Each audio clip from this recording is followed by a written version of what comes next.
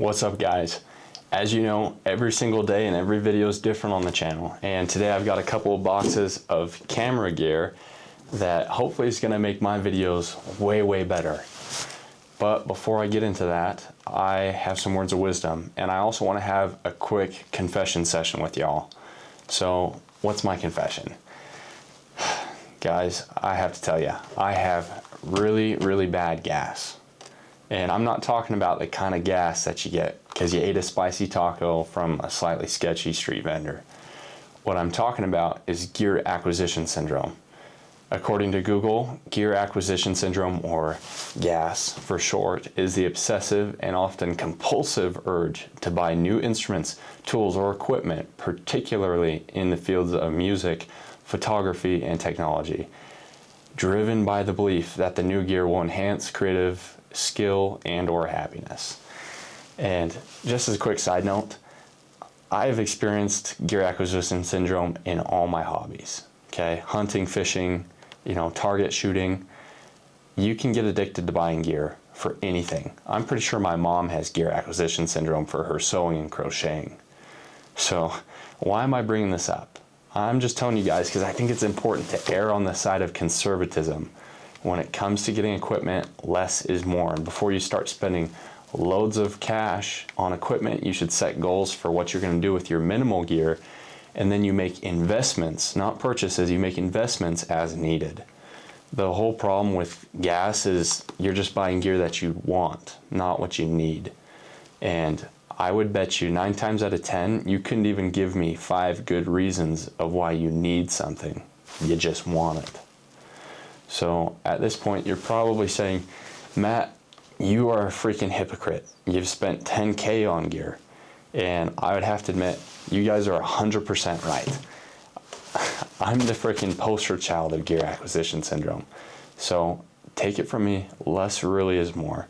And more gear, no matter how awesome it is, does not guarantee better results. Just to make my point, one of my older brothers has a YouTube channel. I'll link him above. And he shoots most of his video on his freaking iPhone 16 Pro. And that's actually kind of funny because he actually has a camera that is a lot nicer than my FX30. But anyway, he just shoots it on his iPhone. And his videos get more views than mine do. They're good productions. And he has 1/10 of the equipment that I do. So again, I'll just reiterate it. Less is more, and you just want to err on the side of conservatism. So now that we've got that out of the way, let's get into this unboxing. Okay, I've got everything taken out of their main boxes, and so what I have is a GVM slider to my left, camera's right, and then on my right, camera left, I have 2 light stands, and these are specifically the air cushion stands by Impact. And I bought this set of 2 off of B&H Photo for 70 bucks. So felt like it was pretty cheap and a pretty good price. So I'm gonna just open one real quick and show you guys exactly what it is and what's going on here. So don't need any of that. It is just your basic stand, okay? 3 legs, a couple of telescoping adjustable height, and it has a maximum height of 8 feet. And as you can see on the end, it has a cap, but if you remove that cap, then it is threaded. And so these threads are going to be important because that is what's going to go into my camera slider so that I can adjust its height, so I can move it around easier. And these are going to be very helpful in conjunction with a slider. Now, these can also be used for supporting other things. I wouldn't put a camera on it just because they're kind of cheap aluminum. They're not very steady, but you could put lights on them. You could put microphones on them. Those would all work very well with this. Okay, now that I've got the stands out of the way, let's talk about what's in front of me, the slider. And just a quick couple of notes for you guys. So specifically, this slider is the GVM, or Great Video Maker GP-120QD slider. And as most of my stuff, I got it off of B&H Photo, and it cost 320 bucks. So let's get into these specs and tech details for this. So this is a motorized camera slider, and it has 48 inches or 4 feet of travel. And as you can see, there's a ball head on here that has a tracking feature, a manual or mechanical tracking feature with 120 degrees of pan motion. Now, included in the box were some instructions, obviously some different cables, and these cables can be used to connect the slider to your shutter. That way, if you're doing like a stop motion video, then it can get the timing correctly.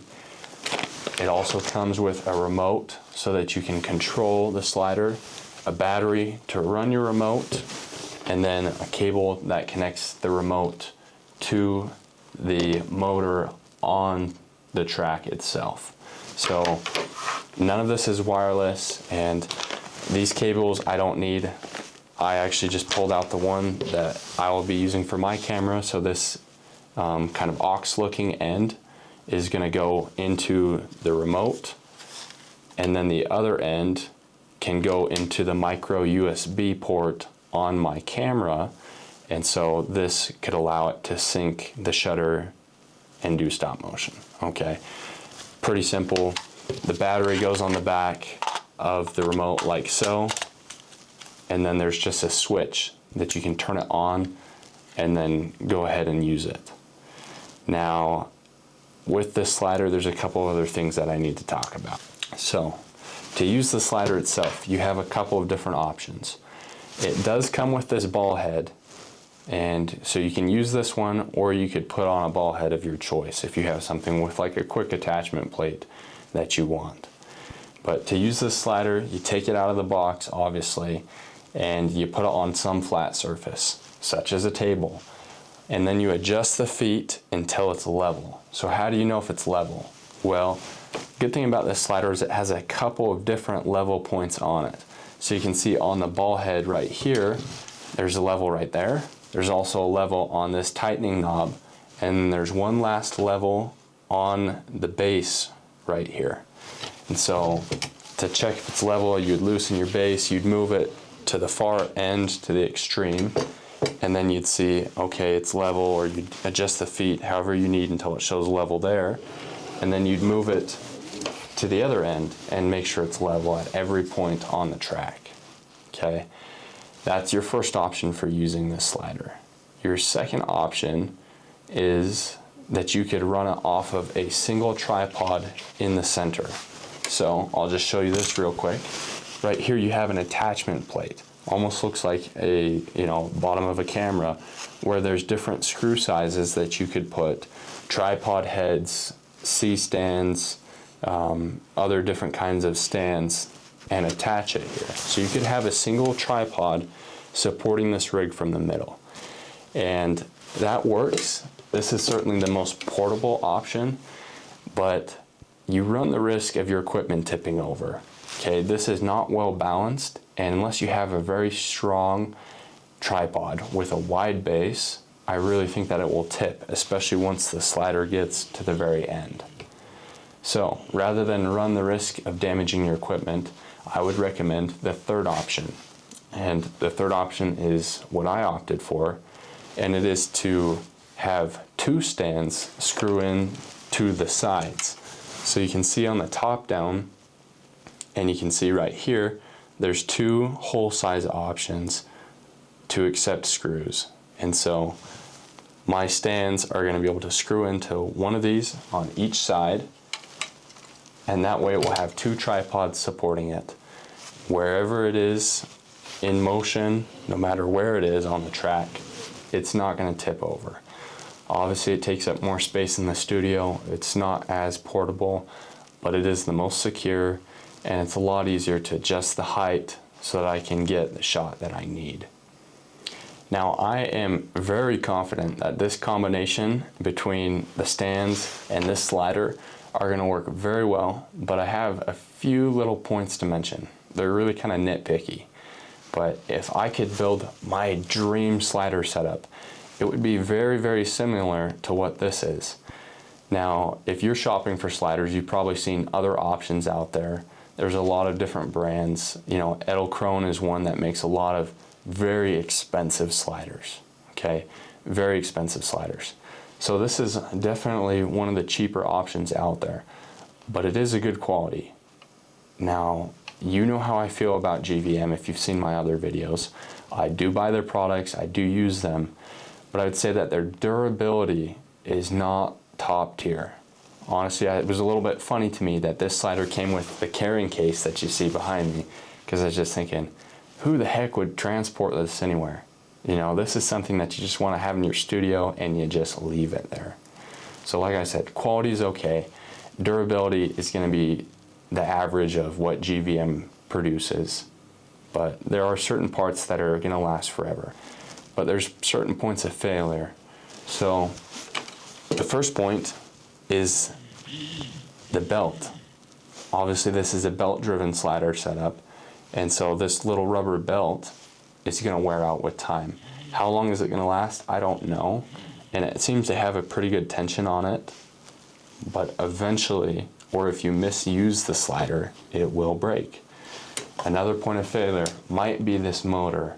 I've turned it on a couple of times and I think that it's going to be okay, but you just never know. Some motors are cheaper than others. This one does feel to have a decent weight to it, which generally indicates that it's high quality, but only time will tell. Now, the last nitpick, well, okay, not the last nitpick, but one of my major nitpicks is the remote itself, okay?